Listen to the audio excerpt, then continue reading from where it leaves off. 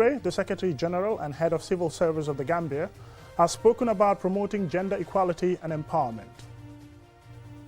The Minister of Transport, Works and Infrastructure has updated National Assembly members on ongoing efforts to resolve operational challenges at the Banjul-Bara ferry crossing points. The Honorary Consulate of Pakistan in the Gambia celebrates Pakistan Day, primarily commemorating the adoption in 1956 of Pakistan's first constitution. In sports news, Gambia's sprint queen Gina Mariam Bass Bitte completed a remarkable sprint double at the ongoing African Games in Accra by also winning gold in the 200 meters to add to her 100 meters title. Those were the news headlines, and now the news in detail.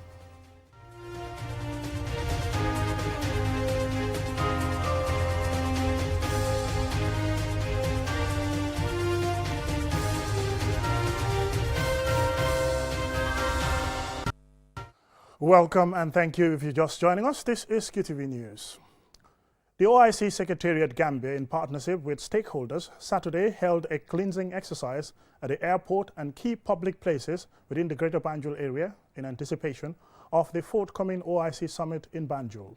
Ansumana Esonyasi has the rest of the story. This is one of several similar exercises to be held in preparation for the OIC summit in May this year. It is also aimed at encouraging the public to clean their environment as the country looks forward to receiving over 50 heads of state in what will be the second largest global convergence of global leaders. At this maiden cleaning exercise, Mfali Fadera, head of branding and communications at the OIC Secretariat, explains the drive behind the initiative. We are all mobilized to making sure from the government, the president, the secretariat, and I believe everybody across the board in the country, to making sure that we present the best version of the Gambia. We have so much to offer. There is so much beauty about this country that we can present to the world. Mr. Fadera calls on the public, especially those living around identified impact zones, to emulate this national drive by frequently cleaning their environment, adding that the OIC Secretariat will extend logistic support to communities in those areas who want to embark on similar exercises. This set-settle or this cleansing exercise must not just stop here, and it must not just also stop with the Secretariat and stakeholders. At the community level, we also have to take it up. Organize your small cleansing exercises in your various communities and pockets. At the level of the Secretariat, we are willing to see how we can partner with anybody who is ready to make that happen. We will facilitate you and ensure that, collectively we all present the cleanest, best, befitting, tidiest version of Gambia. Suleiman Jata, Deputy Director General of the Gambia Civil Aviation Authority, Boriman Sademba, Chairperson of the National Task Force, and Seh Al-Kinki Sanyang of the National Environment Agency, respectively, implore the public to support this national drive by cleaning all public places, especially within their communities. And I'm glad that we are starting at the airport because this is the first point of entry. So this is where you have the first impression. We have to get it right. I'm glad that we are working closely with the OIC. We are represented in all the committees, almost all the committees of OIC. So that will continue. I know this is just the beginning. I'm really impressed with the turnout, but I think we can even make it better. This cleansing will even go inside the meeting itself, because we are talking about waste, and we are not going to take any chances. As they meet to say important things about Islamic ulama, we will continue with our cleansing until the last person departs from where I'm standing, the airport. 3,000 to 4,000 foreigners that will be coming into the Gambia here. This is a rare opportunity for us. This is why, on behalf of the National Environment Agency's Executive Director, Dr. Dawda Baji, the NEA, we are of course ahead of each and every one of you to make sure we have a very clean and steady environment before the OIC. The identified impact zones cleaned on Saturday by various state agencies and CSOs included the Yundum International Airport premises, New Yundum, Lamen Market, and Abuko Abattoir. The Organization of Islamic Cooperation Summit, to be hosted by the Gambia, is the second largest organization after the United Nations, with a membership of 57 states spread over 4 continents. The organization serves as the collective voice of the Muslim world and endeavors to safeguard and protect the interests of the Muslim world in the spirit of promoting international peace and harmony among various people of the world. And the theme for this year's summit is enhancing unity and solidarity through dialogue for sustainable development. Antoine Nyasi for KTV News. Speaking at a side event of the 68th session of the Commission on the States of Women in New York, Salimata Toure, the Secretary General and Head of Civil Service of the Gambia, said to bridge the economic and societal gap, institutional strengthening and financing through a gender perspective are critical to advancing gender equality and empowerment. Aliou Cisse has more. By enacting laws and addressing poverty through sexual and gender-based violence financing. In its desire to attain the RFNDP targets and SDG 5, the government is committed to investing resources towards changing attitudes and norms and revising institutional and policy frameworks that guarantee gender equality and eradicate poverty. In that regard, my office has been working with the Ministry of Finance and Economic Affairs and the Ministry of Gender to ensure that this year's budget addresses elements of GBV financing. To that end, over $81 million was allocated to the Ministry of Gender, and $10 million was also ring-fenced for the Women Enterprise Fund. Admittedly, these resources are insufficient to cover all programs, especially given the current economic configuration that countries are grappling with. Nonetheless, the government deems it a step in the right direction. Fatmata Barbaro, First Lady of the Gambia, said the courage of sexual and gender-based violence survivors in speaking out and seeking justice must be honored and respected by amplifying their voices to achieve a meaningful action. Fatou Kinte, Minister for Gender, Children and Social Welfare, said despite the global campaign, the SGBV continues to affect the lives and well-being of women and girls. As we confront this issue heads-on, it is essential to share experiences, showcase successful programs and policies, and reinforce our commitment to building partnership, creating networks, mobilizing resources, and increasing awareness of the challenges and opportunities in addressing SGBV. This is demonstrated by the increasing rise in the number of victims and survivors of sexual and gender-based violence in the Gambia. In order to empower women and girls, it is necessary to respond to the needs of victims and survivors by investing more in sexual and gender-based violence programs and infrastructure. Ambassador Lamin Diba, the Gambia's permanent representative to the United Nations in New York, said there cannot be any sustainable development without addressing inequality within the gender cadre. We need to enhance our advocacy tools and retool them to be able to address these menace in our society. Several speakers were unified in their respective calls for more commitment and action towards women and girls' empowerment. Reporting for QTV News, I am Aliou Cisse. The Minister of Transport, Works and Infrastructure has updated National Assembly members on ongoing efforts to resolve operational challenges at the Banjul-Barra ferry crossing points. Recently, the ferry services announced a scaling down of services at this major crossing for the maintenance of the ferries. Mamadou Lamin Choi has the rest of the story. The Banjul-Barra ferry crossing is the busiest river transport point and links the North Bank with the capital, Banjul. Recently, services at this major crossing have been affected with only one ferry currently in operation. In addition to public concern on this matter are those of National Assembly members. The Minister of Transport, Ibrahim Asila, is responding to a question from the National Assembly member for Sani Mentoring on ferries getting stuck at sea and frequent technical breakdowns. The Gambia Ferry Services Company, GFSC, procured 6 new Caterpillar marine engines for replacement of the current engines on the Kunta Kinte and Johe ferries at a cost of about 316 million CFA. Engines 3 have already been delivered to the Gambia Ferry Services. The Gambia Ferry Services has since issued a press release about the planned dry docking of the Kunta Kinte ferry at the Banjul shipyard with marine airbags hired from Dakar, Senegal, this month in 2024 for major repairs, including installation of the new engines. The repair works are expected to last for 6 weeks. With only one ferry currently in operation, the Gambia Ferry Service had encouraged truck operators to use the Senegambia Bridge across to other parts of the country and beyond. This limited service will likely and significantly affect revenue collected at this crossing point. The Transport Minister reveals the average revenue generation of the ferries. Monthly revenue at the Banjul Bara ferry crossing point is on average $24.4 million per month. By getting the ferries operational, the Gambia Ferry Services anticipate an improved service for its customers.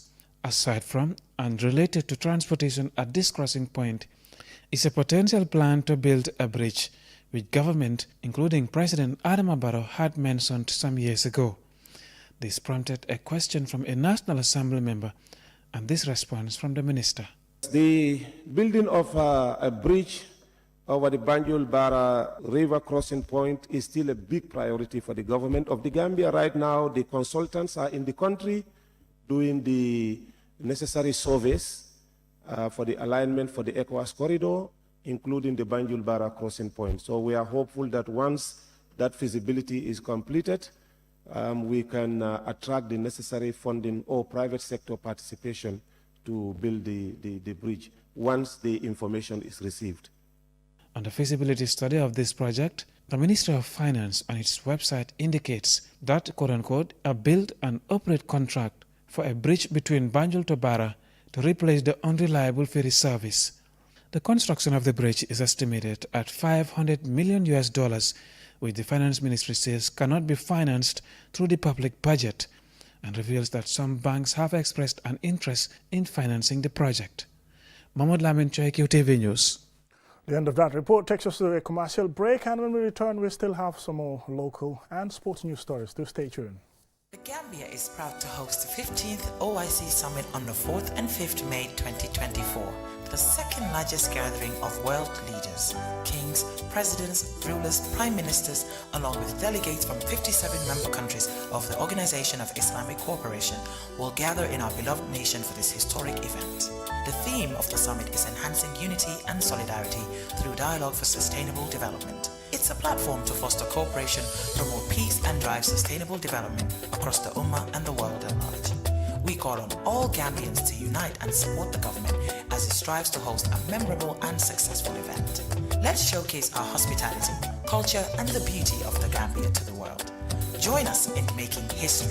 Let's stand together, united as one, to ensure the 15th OIC Summit in the Gambia is an event to remember. Together, we can make a difference.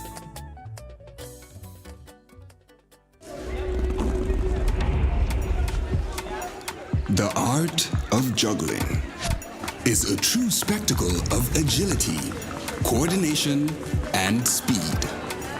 A symbol of progression, precision, and mastery.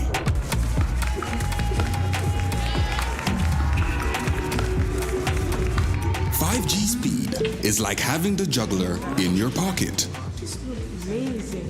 With lightning-fast download and upload speeds, you'll easily be able to juggle even the busiest workdays. Whether you're a busy entrepreneur, a creative, or just someone who wants to stay connected. Juggle your tasks with ease with QCell 5G Speed. The future is here. It's fast, reliable, and efficient. First brought to you by QCell. We innovate, others follow.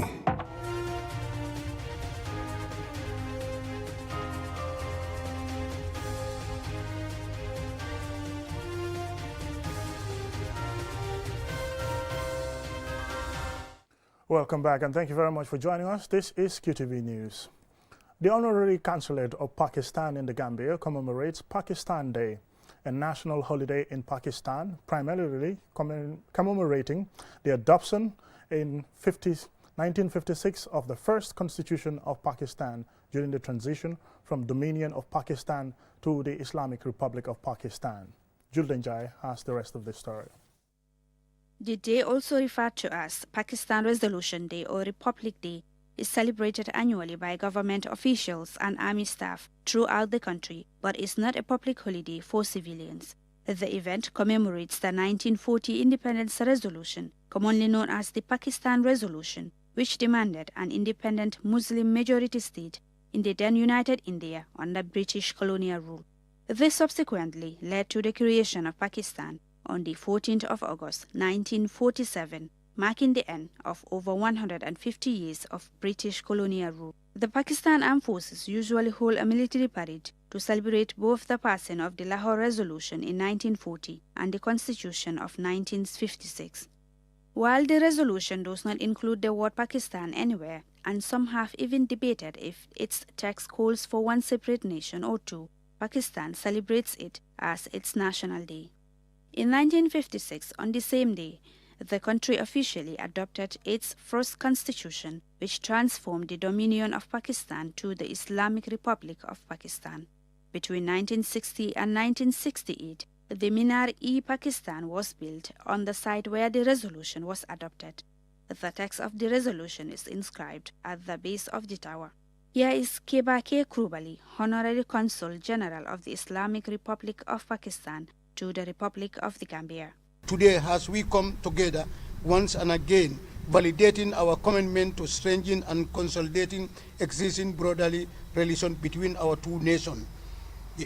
To everyone present today, I welcome you all in our traditional flag raising ceremony here in the Gambia. Today marks new boundary of setting new goals and chance to dig in our continue our journey and consolidating business ties between our two nations. Ambassador Langyabo, Permanent Secretary 1 at the Ministry of Foreign Affairs, spoke about Gambia-Pakistan cooperation over the years. The Islamic Republic of Pakistan and the Gambia have been good friends. We all belong to a series of international organizations.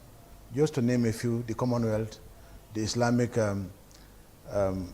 OIC, which is an Organization of Islamic Cooperation, the United Nations, and other organizations that we mutually believe and share the same goals. We have cooperated at multilateral level and also at bilateral level. A number of Gambian students have studied in Pakistan. A number of our defense forces have also studied in Pakistan. And we hope and believe that with the opening of their consulate in the Gambia, we can grow this partnership. Mohammad Usman, president of the Pakistan community in the Gambia, spoke of the significance of the day. This is Pakistani National Day. 1940, Mr. A.K. Abdul Haq make the Qararda for Pakistan, Lahore city, to Pakistani Muslim and the Hindu is two different nationals. We wish the government and the people of Pakistan a happy National Day. For QTV News, I am Juldenjai.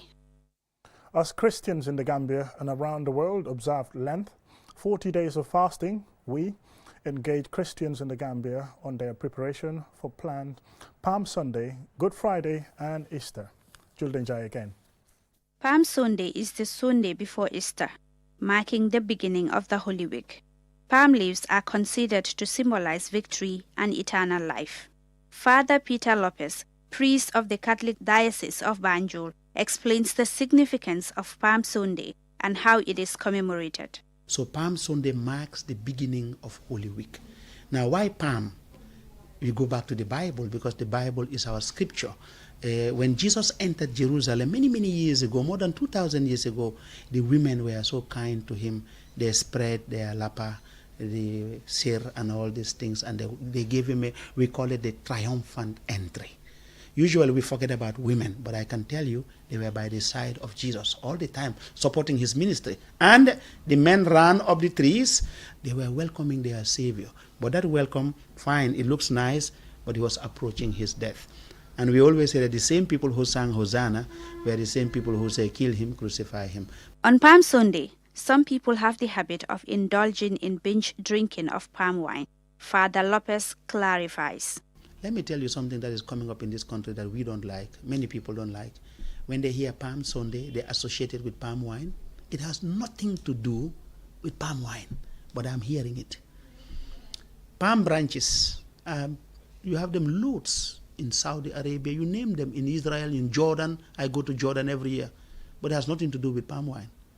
They use it for other things. So it should be celebrated as a holy day. Why? Because it should prepare you to enter that week, which is the last week of the life of our Messiah. And then you are celebrating it your own way. No, we should be celebrating the way the church wants. In fact, Sunday is a holiday of obligation. You should keep it holy. Andrew Cabo, an accountant at the Gambia Pastoral Institute, tells us how he celebrates Palm Sunday. So usually on a Sunday we will dress up as normal, go to church. In the church, usually there would be a procession where we would get to one point and then process to the church. But before the procession is done, the branches will be blessed by the priest, and then we would celebrate, carry them to the church, and then the mass is done. Laukandich S. Gomez, a Catholic youth at St. Teresa's Parish in Canifing, highlight how she spends Good Friday and Easter. Good Friday is quite a challenging and a very memorable day where we get to reflect on the crucifixion and the passion of Jesus Christ. So basically, I would be at church the whole period. And on Easter Eve, obviously, as we wait Easter Sunday, we would be at church in the evening and up to the early morning hours of Sunday and celebrate Easter Eve.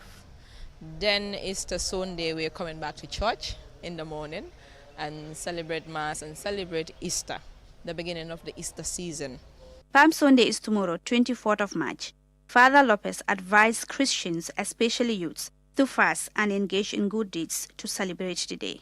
For QTV News, I am Julden Jai. Now time for sports news.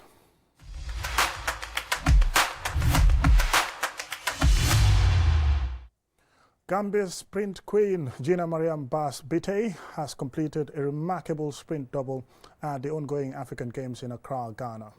4 days after clinching the 100 meters title, she claimed hers and Gambia's second gold of the Games by successfully defending the title she won in Morocco by winning the 200 meters. QTV's Amadou Tamba observed the action and described it for us. Yes, live here at the University of Ghana Sports Stadium, where the 200 meters finals women, of course, just ended. Gina Mariam Bass Bitey has defended her crown, a crown she won in 2019 in the Rabat Games.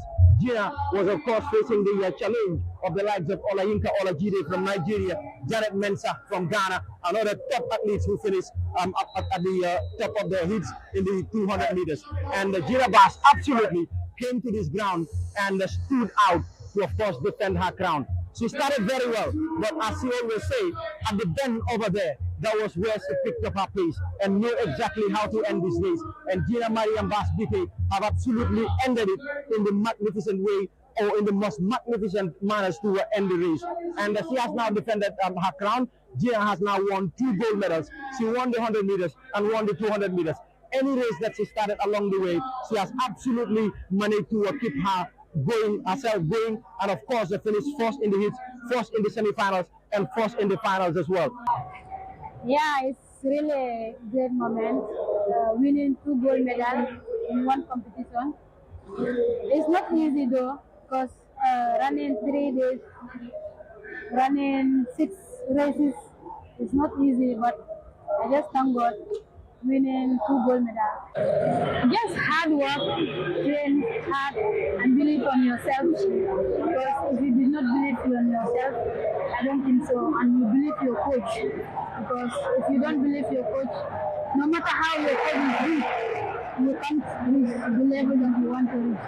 So I just believe my coach, and I believe myself, and the hard work. Gambians back home, Gambians abroad should and will always be definitely proud of this woman in Gina Mariam Bass Bitey.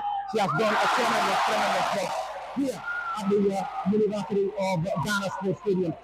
And because of Gina Bass, the national anthem of the Gambia will be played here for the second time in this 13th African Games here in Accra. From the University of Ghana Sports Stadium, this is Amadou Tamba reporting after a historic afternoon where Gina Mariam Bass Bitey defended her crown. She is indeed the queen of the tracks. Indeed, the queen of the tracks. Incredible achievement there by Gina Mariam Bass Bitey. We say congratulations to her one more time and wish her all the best of luck in the Olympic Games in Paris later this year in August. Now, before we end this news bulletin, here's a recap of our main news headlines. The OIC Secretariat Gambia, in partnership with stakeholders, held a cleansing exercise on Saturday at various key locations within the Greater Banjul area in anticipation of the forthcoming OIC summit in Banjul. At a side event of the 68th session of the Commission of the States of Women in New York, Salimata Toure, the Secretary General and Head of Civil Service of the Gambia, has spoken about promoting gender equality and empowerment. The Minister of Transport, Work and Infrastructure has updated National Assembly members on ongoing efforts to resolve operational challenges at the Banjul-Bara ferry crossing points. The Honorary Consulate of Pakistan in the Gambia celebrates Pakistan Day, primarily commemorating the adoption in 1956 of Pakistan's first constitution. And in sports news, Gambia's sprint queen Mariama Gina Bass-Biteye, or the reversed Gina Mariama Bass-Biteye, I beg your pardon, completed a remarkable sprint double at the ongoing African Games in Accra by also winning gold in the 200 meters to add to her 100 meters title. Well, that's all in this edition of the News Bulletin. Thank you very much for joining us, and join Adeta Rame and Mamudum Boj tomorrow at 8 p.m. for the Week in Review program. Thank you very much for watching. Bye.